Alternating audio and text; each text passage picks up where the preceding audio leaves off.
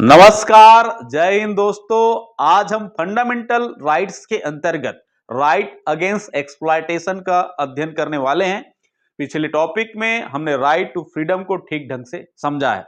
तो चलिए शुरुआत करते हैं। आज का जो टॉपिक है शोषण की विरुद्ध अधिकार, जो हमारा तीसरा मौलिक अधिकार है। शोषण शब्द को सबसे पहले समझते हैं, इसका प्रचलन कहां से हुई। एक जर्मन दार्शनिक है जिसका नाम है कार्ल मार्क्स। कार्ल मार्क्स ने पूंजीवादी व्यवस्था के खिलाफ एक किताब लिखी है जिसका नाम है दास कैपिटल। दास कैपिटल में शोषण शब्द का प्रयोग बहुत बार हुआ है। कार्ल मार्क्स का दर्शन का प्रभाव दुनिया भर के किसान और मजदूर आंदोलन पर पड़ा। जितने भी रेडिकल रिवॉल्यूशनरी हुआ उसमें कार्ल मार्क्स और लेनिन के दर्शन का प्रभाव पड़ा। भारत भी इससे अछूता नहीं रहा। खास करके जो वामपंथी आंदोलन हुए, जिसने भारत में जो मजदूर यूनियन बने, मजदूर और किसान आंदोलन हुआ, उसमें कार्ल मार्क्स का दर्शन का प्रभाव रहा। और जो इनका दर्शन है वो शोषण के खिलाफ था, शोषण के विरुद्ध लोगों को खड़ा करने वाली दर्शन थी। खास करके जो कैपिटलिज्म थे, पूंजीवादी व्यवस्था है जो आम नागरिकों का शोषण करते। भारत की जो सामाजिक ढांचा को हम देखते हैं पूरा, तो दो अभिजात वर्ग के लोग थे, जो जमींदार वर्ग थे, जो सामंत लोग थे, मजदूर और किसान और आम नागरिकों का शोषण करते थे।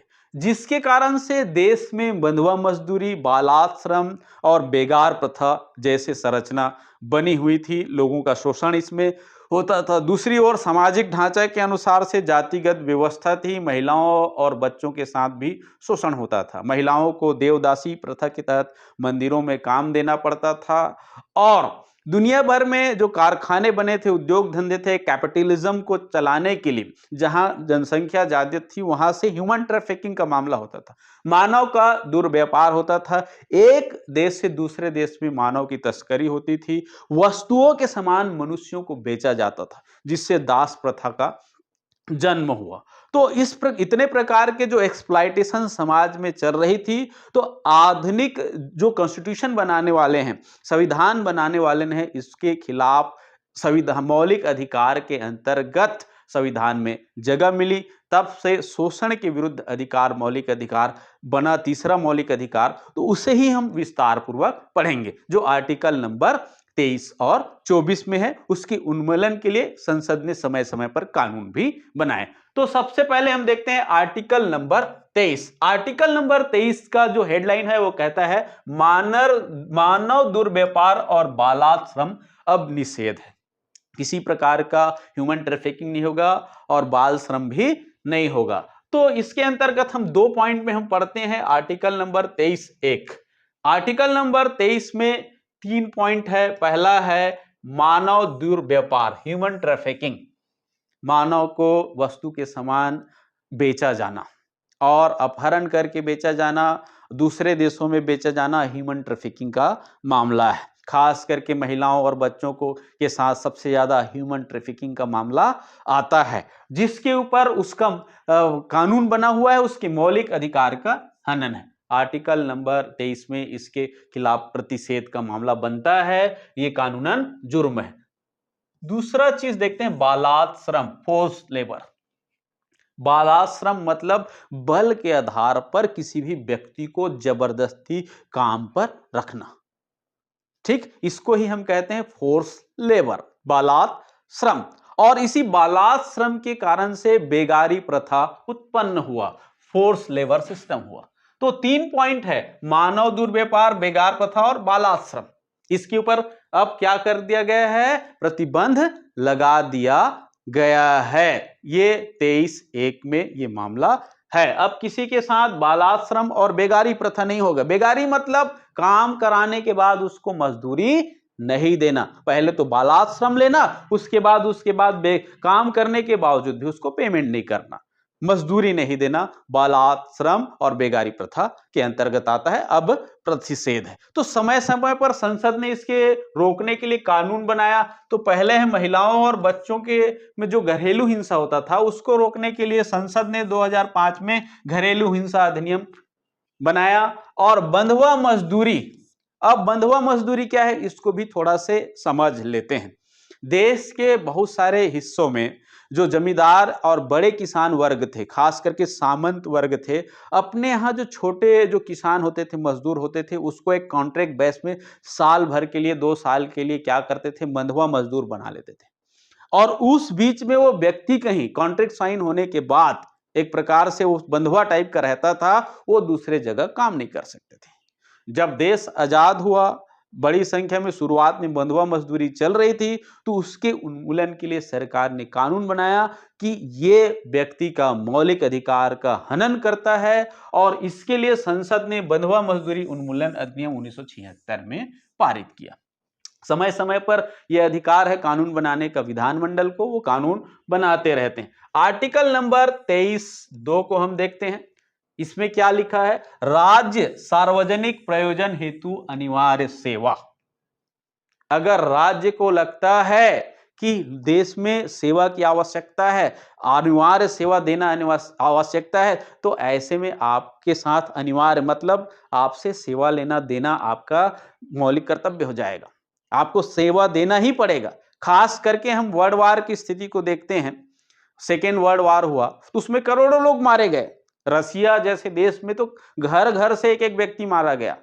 सैन्य शक्ति कम हो गई, तो उसको ध्यान में रखते हुए उन देशों ने अपने देश में अनिवार्य सेवा को लागू कर दिया कि सबको भैया सेना में जाना पड़ेगा। इजराइल जैसे देश में तो सेना में जाना जरूरी है, एक व्यक्ति को अनिवार्य सेवा देना जरूरी है। तो बहुत सारे देश में तो राजनीति करने से पहले आपको अनिवार्य सेवा देना पड़ेगा। तो ये स्थिति बनती है। तो भारत में भी भविष्य के लक्ष्य को देख करके संविधान बनाने वालों ने इस बात को आर्टिकल नंबर 23(2) के अंतर्गत रखा है कि राज्य चाहे तो आपसे अनिवार्य सेवा ले सकता है जब जरूरत पड़े। हमारे भी पड़ोसी मुल्क है, कभी चाइना से वार हो गया, कभी पाकिस्तान से, और हो बड़ी संख्या में अगर सेना की जरूरत पड़ेगी तो वहां पर आपके साथ राज्य जो है अनिवार्य सेवा लागू कर सकती है। लेकिन राज्य जब अनिवार्य सेवा आपसे लेगी तो एक चीज की ध्यान रखेगी, आर्टिकल 15 की, अनुच्छेद 15 की, जाति धर्म लिंग के आधार पर आपके साथ अब भेदभाव नहीं किया जाएगा अनिवार्य सेवा लेते समय। आर्टिकल नंबर 15 का प्रयोग करते हुए किसी भी प्रकार के आपके साथ भेदभाव नहीं होगा। अब इसी के साथ साथ देवदासी प्रथा, दास प्रथा, बंधुआ मजदूरी, बच्चों, अनैतिक दुर्व्यापार, वेश्यावृत्ति पर भी प्रतिबंध लगा दिया। अब संसद को पावर है इसके संदर्भ में कानून बनाने के लिए। आर्टिकल नंबर 35 के शक्तियों का प्रयोग करके इसके आधार पर समय समय पर जो है कानून बनाते रहती है। किसको पावर है? संसद को पावर है। कानून बनाने का पावर किसका है? उन्मूलन करने का पावर किसके पास है? कानून बना करके संसद। तो अनैतिक दुर्व्यापार निवारण अधिनियम 1956 में बना और बंधुआ मजदूरी प्रणाली अधिनियम 1976 में बनी। अब हम देखते हैं 24 नंबर आर्टिकल, आर्टिकल 24, दूसरा शोषण के विरुद्ध वाला अनुच्छेद। अनुच्छेद 24 कहता है कारखानों आदि में बालकों का नियोजन निषेध है। अब इसमें हम 3 पॉइंट को हम समझेंगे। तो पहला पॉइंट है कारखाना, दूसरा खान, और तीसरा जो है खतरनाक उद्योग। खतरनाक उद्योग, ये 3 जगह 14 वर्ष से कम आयु के, 14 वर्ष से कम आयु के बच्चों को नियोजित करना गैर कानूनी है। कहां? कारखाना में। जितने भी खान है, खदान है, चाहे कोई भी माइंस हो, वहां पर नहीं लगा सकते हो। खतरनाक उद्योग, खास करके जहां पर एक्सक्लूसिव आर्टिकल बनते हैं, ऐसे उद्योग पर बच्चों को क्या नहीं कर सकते? लगा नहीं सकते। ये उसका मौलिक अधिकार का शोषण है। इसके खिलाफ संसद ने कानून बनाया, बाल श्रम उन्मूलन अधिनियम 2004, बाल अधिकार अधिनियम 2005, 2006 में भी केंद्र सरकार ने कानून बनाया कि 14 वर्ष से कम आयु के बच्चों को होटल है, रेस्तरां है, दुकानें हैं, वहां पर काम नहीं कर सकते। ये बाल श्रम के अंतर्गत आएगा। इसके लिए दंड दे सकती है, आपके ऊपर जुर्माना लग सकता है, आप जेल जा सकते हैं। ये बाल श्रम उन्मूलन कानून जो 2000 में बना, इसमें संशोधन किया गया 2016 में, और संशोधन करके एक अवस्था और का वर्णन किया। 14 से जो 18 वर्ष के आयु के बच्चों को किशोर कहा गया। कब किसमें संशोधन हुआ? ये बाल श्रम उन्मूलन अधिनियम में कब संशोधन हुआ? सन 2016 में। और एक नया पॉइंट यहां पर हमको देखने, किशोर अवस्था। किशोर अवस्था किसको? जो 14 से 18 वर्ष, 18 वर्ष के बाद तो एडल्ट है, उसको तो काम करने का अधिकार है, लेकिन 14 से 18 के बीच में भी एक अवस्था है जिसको किशोरावस्था। और उस किशोरावस्था में जो बच्चे हैं उसको ये 3 जगह में काम करने के लिए मनाही है। वो कारखाना में काम नहीं कर सकता, खान में काम नहीं कर सकता, उद्योग में काम नहीं कर सकता। लेकिन बाकी जगह जो होटल है, रेस्तरां है, दुकान है, कपड़ा दुकान है, जहां पर खतरा नहीं है, वैसे जगह में नियोजन किया जा सकता है। तो ये है आर्टिकल नंबर 24। तो 2 आर्टिकल है, एक आर्टिकल है 23 जिसमें आपको मालूम है बालाद, बेगार और मानव व्यापार की किसी भी प्रकार का समाज में जन्म देना प्रतिषेध है, वो नहीं कर सकते। दूसरा चीज है आर्टिकल नंबर 24 कहता है कि बच्चों को कारखाना, खान और खतरनाक उद्योग में जिनकी आयु 14 वर्ष से कम है उसे नहीं लगाया जा सकता, ये दंडनीय अपराध है। इसके लिए समय समय पर संसद ने एक पॉइंट यहां पर है कि जो बाल श्रम उन्मूलन अधिनियम 2004 में बना, उसे सन 2016 में क्या कर दिया गया? संशोधित कर दिया गया।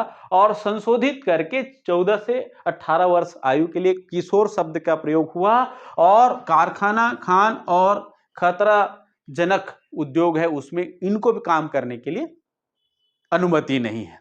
तो आज का जो टॉपिक है उस बहुत अच्छे ढंग से समझिएगा, और आशा करता हूं कि टॉपिक आपको पसंद आएगा। और आज का टॉपिक हम यहीं पर समाप्त करते हैं। जय हिंद।